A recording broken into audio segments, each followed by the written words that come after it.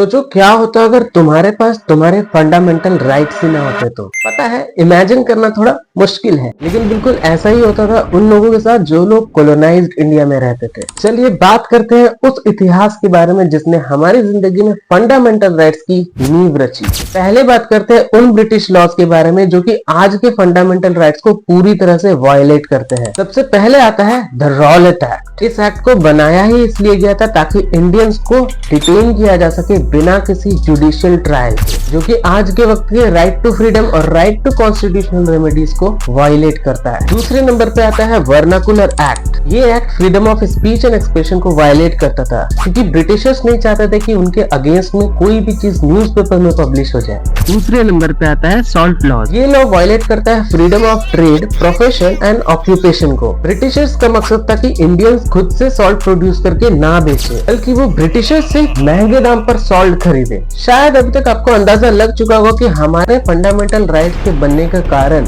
हमारे राइट्स का वायलेशन ही था। कॉलोनाइजेशन पीरियड के वक्त हमारे देश के लोगों को पता था कि उनके साथ कुछ गलत हो रहा है, पर ज्यादातर लोगों के पास हिम्मत नहीं थी ब्रिटिश के खिलाफ बोलने की। इसी डर को दूर करने में महात्मा गांधी जी का एक बहुत बड़ा रोल था। डरे हुए लोगों के मन में हिम्मत लाने के लिए और उनको एक साथ लाने के लिए महात्मा गांधी जी ने अलग अलग तरह के मूवमेंट्स को इंट्रोड्यूस किया, जैसे कि non cooperation movement, civil disobedience movement, quit India movement और चंपारण सत्याग्रह जैसे अलग अलग तरह के मूवमेंट्स को इंट्रोड्यूस किया गया। इतने सारे मूवमेंट्स के बाद ब्रिटिशर्स को ये समझ में आ गया था कि इंडिया जो है वो हाथ से निकल चुका है, यानी कि उनको कुछ ना कुछ फ्रीडम तो इस बार देना ही पड़ा, जैसे कि पीसफुल प्रोटेस्ट के राइट्स और सॉल्ट ट्रेड के राइट्स। ये सब तो फंडामेंटल राइट्स के कुछ बेसिक रूट्स हो गए। वैसे आप सबको पता है कि कॉन्स्टिट्यूशन को ड्राफ्ट करने में डॉक्टर भीमराव अंबेडकर और उनकी ड्राफ्टिंग कमेटी का बहुत बड़ा रोल है। डॉक्टर BR अम्बेडकर ने कुछ इन्हीं पास्ट इवेंट्स को ध्यान में रखते हुए फंडामेंटल राइट्स को इंक्लूड किया कॉन्स्टिट्यूशन ऑफ इंडिया के अंदर। कॉन्स्टिट्यूशन को बनने में 2 साल 11 महीने और 18 दिन का वक्त लग गया, पर आखिर में 26 नवंबर 1949 को हमारा कॉन्स्टिट्यूशन बनके बिल्कुल तैयार हो गया। कॉन्स्टिट्यूशन ऑफ इंडिया को इफेक्टिव किया गया 26 जनवरी 1950 से,